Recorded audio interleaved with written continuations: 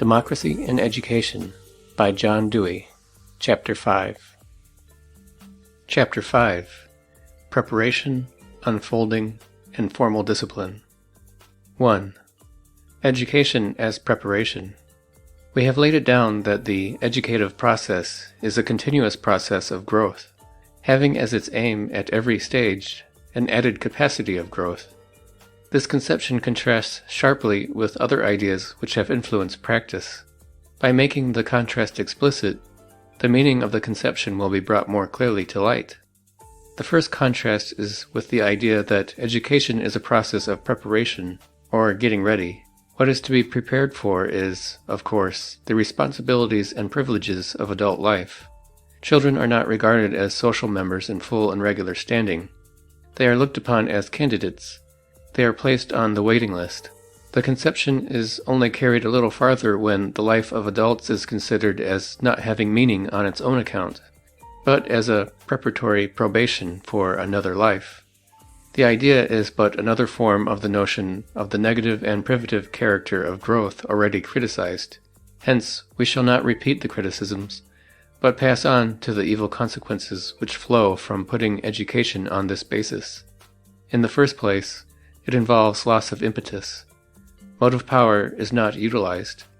Children proverbially live in the present. That is not only a fact not to be evaded, but it is an excellence. The future, just as future, lacks urgency and body. To get ready for something one knows not what nor why, is to throw away the leverage that exists, and to seek for motive power in a vague chance. Under such circumstances, there is, in the second place, a premium put on shilly-shallying and procrastination. The future prepared for is a long way off. Plenty of time will intervene before it becomes a present. Why be in a hurry about getting ready for it? The temptation to postpone is much increased because the present offers so many wonderful opportunities and proffers such invitations to adventure. Naturally, attention and energy go to them. Education accrues naturally as an outcome, but a lesser education than if the full stress of effort had been put upon making conditions as educative as possible. A third undesirable result is the substitution of a conventional average standard of expectation and requirement for a standard which concerns the specific powers of the individual under instruction.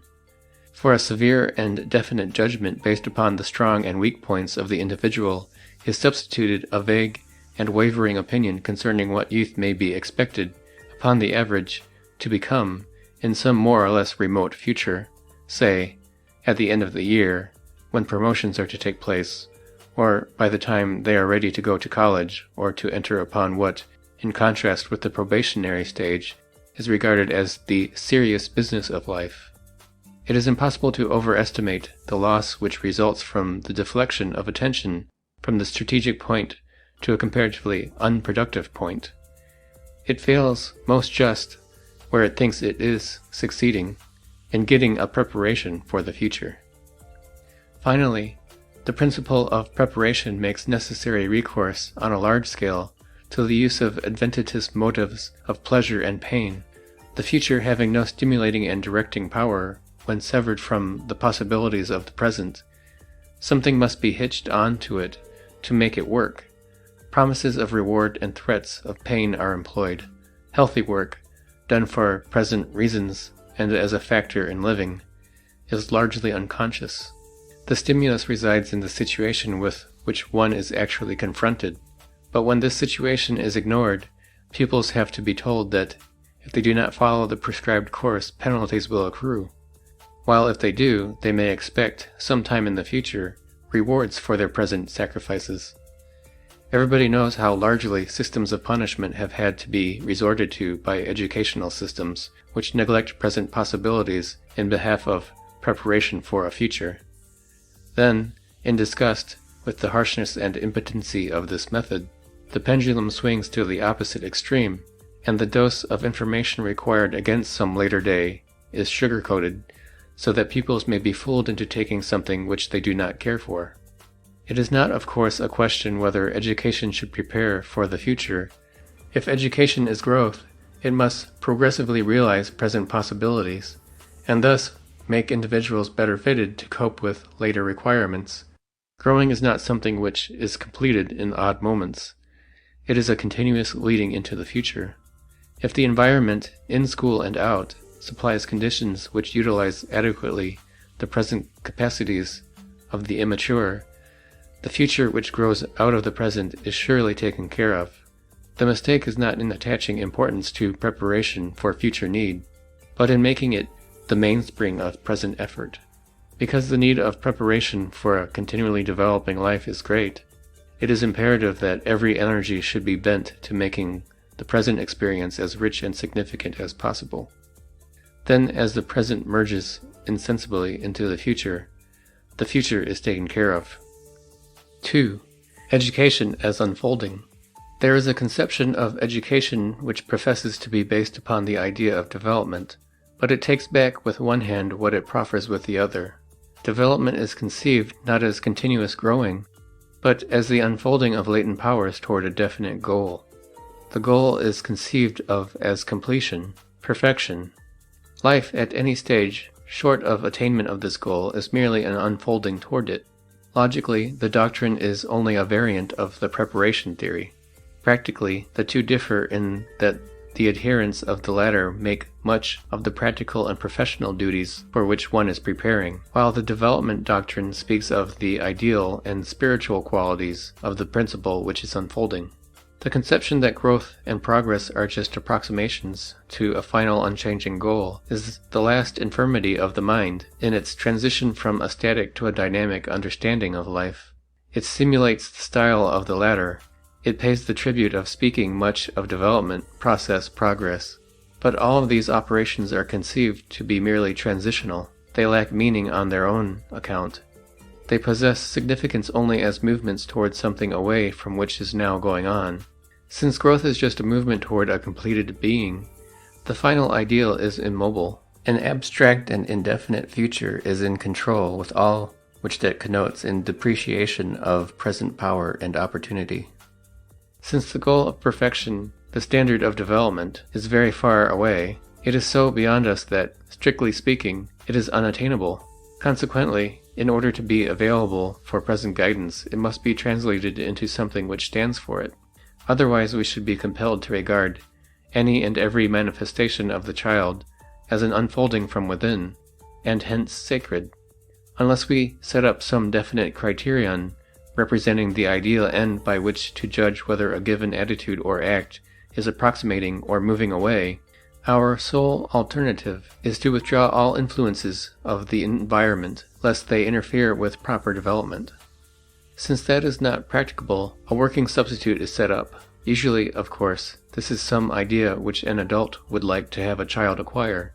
Consequently, by suggestive questioning, or some other pedagogical device, the teacher proceeds to draw out from the pupil what is desired. If what is desired is obtained, that is evidence that the child is unfolding properly. But as the pupil generally has no initiative of his own in this direction, the result is a random groping after what is wanted, and the formation of habits of dependence upon the cues furnished by others. Just because such methods simulate a true principle and claim to have its sanction, they may do more harm than would outright telling, where, at least, it remains with the child how much will stick. Within the sphere of philosophic thought, there have been two typical attempts to provide a working representative of the absolute goal. Both start from the conception of a whole, an absolute, which is immanent in human life. The perfect or complete ideal is not a mere ideal. It is operative here and now, but it is present only implicitly, potentially, or in an unfolded condition. What is termed development is a gradual making explicit and outward of what is thus wrapped up. Froebel and Hegel, the authors of the two philosophic schemes referred to, have different ideas of the path by which the progressive realization of manifestation of the complete principle is effected. According to Hegel, it is worked out through a series of historical institutions which embody the different factors in the absolute. According to Froebel, the actuating force is the presentation of symbols, largely mathematical, corresponding to the essential traits of the Absolute. When these are presented to the child, the whole or perfection sleeping within him is awakened. A single example may indicate the method. Everyone familiar with the kindergarten is acquainted with the circle in which the children gather. It is not enough that the circle is a convenient way of grouping the children. It must be used because it is a symbol of the collective life of mankind in general. Froebel's recognition of the significance of the native capacities of children, his loving attention to them, and his influence in inducing others to study them represent perhaps the most effective single force in modern educational theory in effecting widespread acknowledgement of the idea of growth.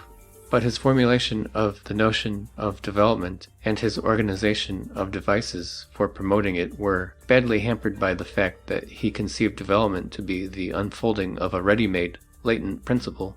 He failed to see that growing is growth, developing is development, and consequently placed the emphasis upon the completed product. Thus he set up a goal which meant the arrest of growth, and a criterion which is not applicable to immediate guidance of powers, save through translation into abstract and symbolic formula. A remote goal of complete unfoldedness is, in technical philosophical language, transcendental. That is, it is something apart from direct experience and perception.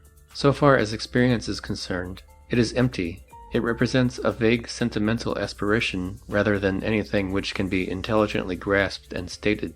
This vagueness must be compensated for by some a priori formula. Froebel made the connection between the concrete facts of experience and the transcendental idea of development by regarding the former as symbols of the latter.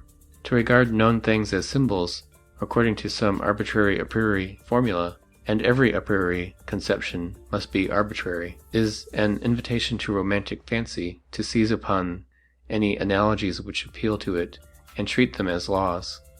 After the scheme of symbolism has been settled upon, some definite technique must be invented by which the inner meaning of the sensible symbols used may be brought home to children. Adults, being the formulators of the symbolism, are naturally the authors and controllers of the technique.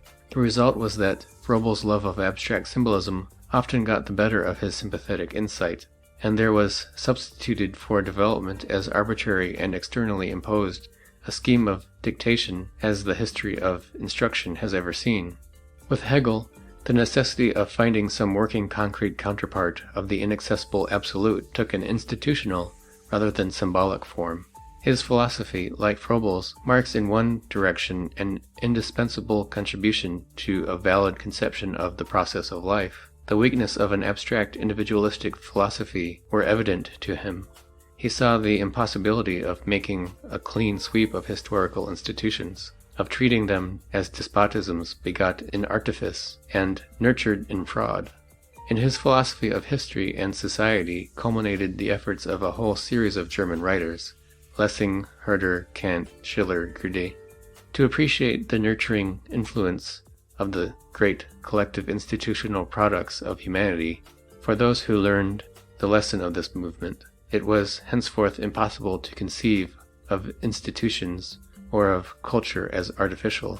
It destroyed completely, in idea, not in fact, the psychology that regarded mind as a ready-made possession of a naked individual by showing the significance of objective mind, language, government, art, religion, in the formation of individual minds. But since Hegel was haunted by the conception of an absolute goal, he was obliged to arrange institutions as they concretely exist, on a stepladder of ascending approximations. Each in its time and place is absolutely necessary, because a stage in the self-realizing process of the absolute mind. Taken as such, a step or stage, its existence is proof of its complete rationality, for it is an integral element in the total which is reason. Against institutions, as they are, individuals have no spiritual rights. Personal development and nurture consist in obedient assimilation of the spirit of existing institutions. Conformity, not transformation, is the essence of education. Institutions change as history shows, but their change, the rise and fall of states, is the work of the world spirit. Individuals, save the great heroes, who are the chosen organs of the world spirit, have no share or lot in it. In the latter 19th century, this type of idealism was amalgamated with the doctrine of biological evolution. Evolution was a force working itself out to its own end, as against it, or as compared with it. The conscious ideas and preference of individuals are impotent, or rather, they are but the means by which it works itself out. Social progress is an organic growth, not an experimental selection. Reason is all-powerful, but only absolute reason has any power. The recognition, or rediscovery, for the idea was familiar to the Greeks, that great historic institutions are active factors in the intellectual nurture of mind, was a great contribution to educational philosophy. It indicated a genuine advance beyond Rousseau, who had marred his assertion that education must be a natural development and not something forced or grafted upon individuals from without, by the notion that social conditions are not natural. But in its notion of a complete and all-inclusive end of development, the Hegelian theory swallowed up concrete individualities, though magnifying the individual in the abstract. Some of Hegel's followers sought to reconcile the claims of the whole and of individuality by the conception of society as an organic whole, or organism. That social organization is presupposed in the adequate exercise of individual capacity is not to be doubted, but the social organism, interpreted after the relation of the organs of the body to each other and to the whole body, means that each individual has a certain limited place and function, requiring to be supplemented by the place and functions of the other organs. As one portion of the bodily tissue is differentiated so that it can be the hand and the hand only, another the eye, and so on, all taken together making the organism, so one individual is supposed to be differentiated for the exercise of the mechanical operations of society, another for those of a statesman, another for those of a scholar, and so on. The notion of organism is thus used to give a philosophical sanction to class distinctions in social organization, a notion which in its educational application again means external dictation instead of growth. 3. Education as training of faculties, a theory which has had great vogue and which came into existence before the notion of growth had much influence, is known as the theory of formal discipline. It has in view a correct ideal. One outcome of education should be the creation of specific powers of accomplishment. A trained person is one who can do the chief things which it is important for him to do better than he could without training. Better signifying greater ease, efficiency, economy, promptness, etc. That this is an outcome of education was indicated in what was said about habits as the product of educative development. But the theory in question takes, as it were, a shortcut. It regards some powers, to be presently named, as the direct and conscious aims of instruction, and not simply as the results of growth. There is a definite number of powers to be trained, as one might enumerate the kinds of strokes which a golfer has to master. Consequently, education should get directly at the business of training them. But this implies that they are already there in some untrained form. Otherwise, their creation would have to be an indirect product of other activities and agencies, being there already in some crude form. All that remains is to exercise them in constant and graded repetitions, and they will inevitably be refined and perfected. In the phrase formal discipline, as applied to this conception, discipline refers both to the outcome of trained power and to the method of training through repeated exercise. The forms of powers in question are such things as the faculties of perceiving, retaining, recalling, associating, attending, willing, feeling, imagining, thinking, etc., which are then shaped by exercise upon material presented. In its classic form, this theory was expressed by Locke. On the one hand, the outer world presents the material or content of knowledge through passively received sensations. On the other hand, the mind has certain ready powers: attention, observation, retention, comparison, abstraction, compounding, etc. Knowledge results if the mind discriminates and combines things as they are united and divided in nature itself. But the important thing for education is the exercise of practice of the faculties of the mind, till they become thoroughly established habitudes. The analogy constantly employed is that of a billiard player or gymnast who, by repeated use of certain muscles in a uniform way, at last secures automatic skill.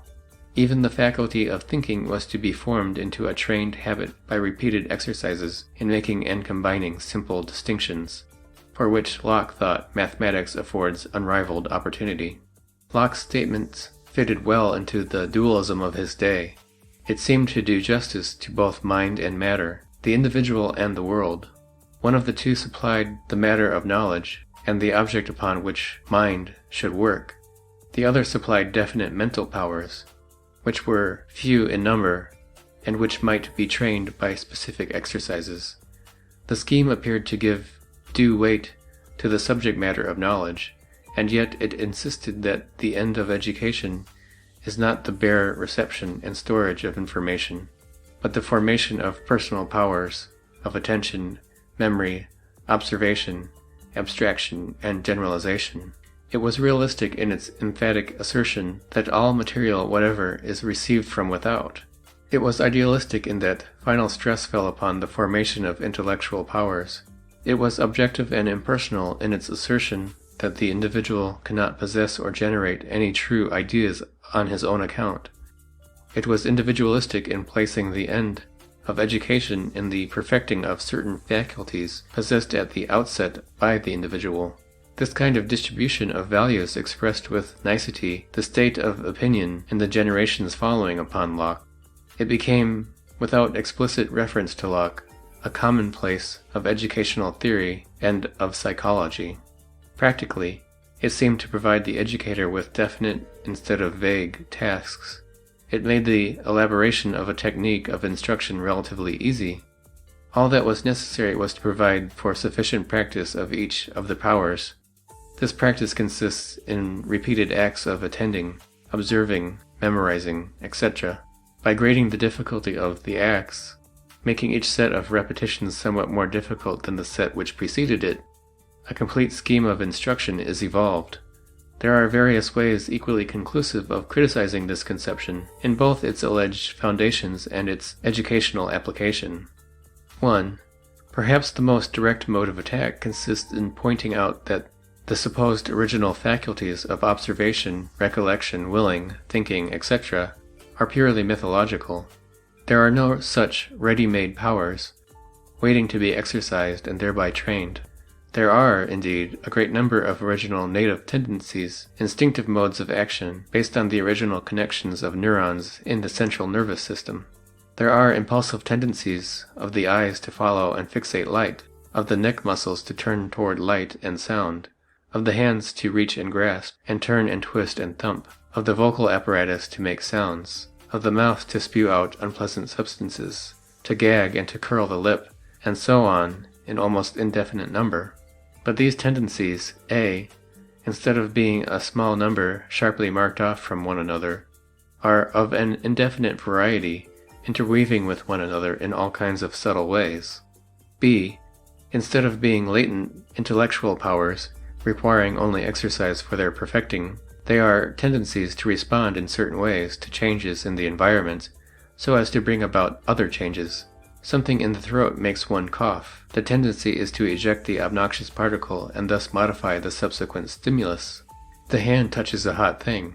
It is impulsively, wholly unintellectually snatched away, but the withdrawal alters the stimuli operating, and tends to make them more consonant with the needs of the organism. It is by such specific changes of organic activities, in response to specific changes in the medium, that control of the environment, of which we have spoken, see ante, page 24, is affected. Now all of our first seeings and hearings and touchings and smellings and tastings are of this kind. In any legitimate sense of the words mental or intellectual or cognitive, they are lacking in these qualities, and no amount of repetitious exercise could bestow any intellectual properties of observation, judgment, or intentional action, volition, upon them. 2. Consequently, the training of our original impulsive activities is not a refinement and perfecting achieved by exercise, as one might strengthen a muscle by practice. It consists rather A. In selecting from the diffused responses which are evoked at a given time, those which are especially adapted to the utilization of the stimulus.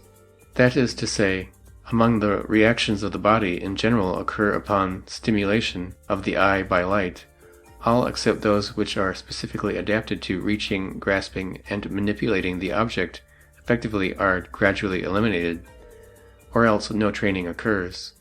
As we have already noted, the primary reactions, with a very few exceptions, are too diffused and general to be practically of much use in the case of the human infant. Hence, the identity of training with selective response. Compare page 25. B. Equally important is the specific coordination of different factors of response which takes place. There is not merely a selection of the hand reactions which affect grasping, but of the particular visual stimuli which call out just these reactions and no others, and an establishment of connection between the two. But the coordinating does not stop here. Characteristic temperature reactions may take place when the object is grasped. These will also be brought in later. The temperature reaction may be connected directly with the optical stimulus, the hand reaction being suppressed, as a bright flame, independent of close contact, may steer one away, or the child in handling the object pounds with it or crumples it, and a sound issues. The ear response is then brought into the system of response. If a certain sound, the conventional name, is made by others and accompanies the activity, response of both ear and vocal apparatus connected with auditory stimulation will also become an associated factor in the complex response. 3. The more specialized the adjustment of response and stimulus to each other, for taking the sequence of activities into account, the stimuli are adapted to reactions as well as reactions to stimuli. The more rigid and the less generally available is the training secured. In equivalent language, less intellectual or educative quality attaches to the training. The usual way of stating this fact is that the more specialized the reaction, the less is the skill acquired in practicing and perfecting it transferable to other modes of behavior. According to the orthodox theory of formal discipline, a pupil in studying his spelling lesson acquires, besides ability to spell those particular words, an increase of power of observation, attention, and recollection, which may be employed whenever these powers are needed. As a matter of fact, the more he confines himself to noticing and fixating the forms of words, irrespective of connection with other things, such as the meaning of the words, the context in which they are habitually used, the derivation and classification of the verbal form, etc., the less likely is he to acquire an ability which can be used for anything except the mere noting of verbal visual forms. He may not even be increasing his ability to make accurate distinctions among geometric forms, to say nothing of ability to observe in general. He is merely selecting the stimuli supplied by the forms of the letters and the motor reactions of oral or written reproduction.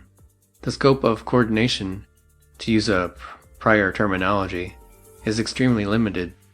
The connections which are employed in other observations and recollections or reproductions are deliberately eliminated when the pupil is exercised merely upon forms of letters and words. Having been excluded, they cannot be restored when needed. The ability secured to observe and to recall verbal forms is not available for perceiving and recalling other things.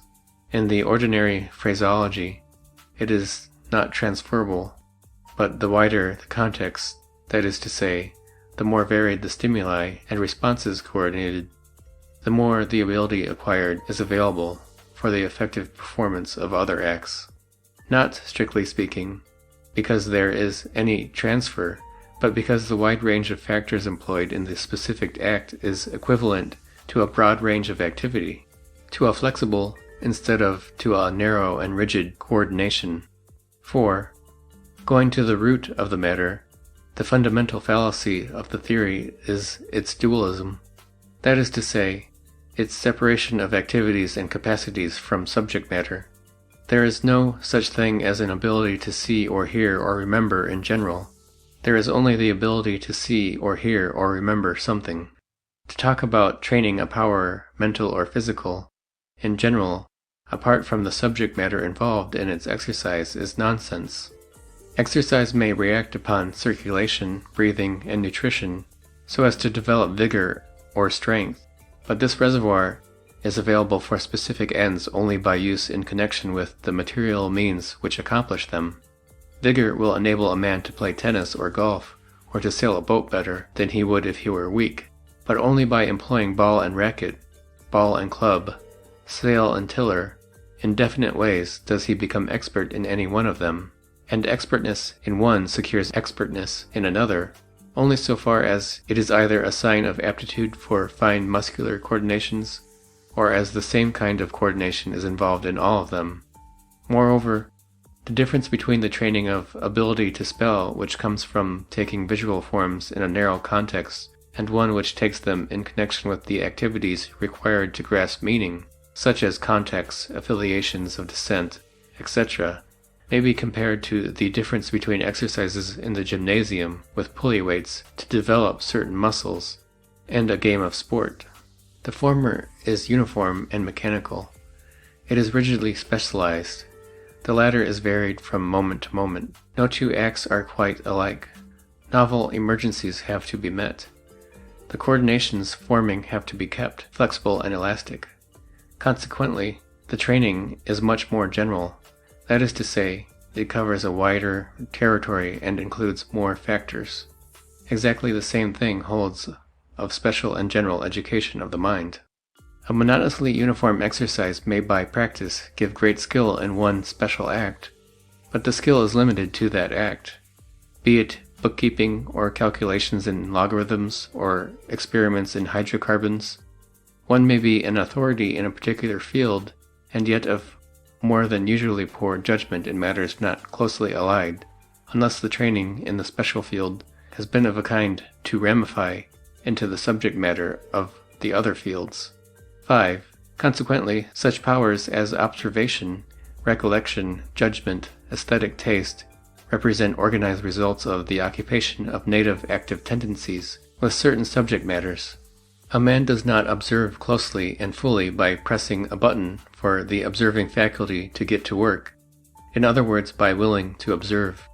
But if he has something to do which can be accomplished successfully only through intensive and extensive use of eye and hand, he naturally observes. Observation is an outcome, a consequence of the interaction of sense organ and subject matter. It will vary accordingly with the subject matter employed. It is consequently futile to set up even the ulterior development of faculties of observation, memory, etc., unless we have first determined what sort of subject matter we wish the pupil to become expert in, observing and recalling, and for what purpose. And it is only repeating in another form what has already been said to declare that the criterion here must be social.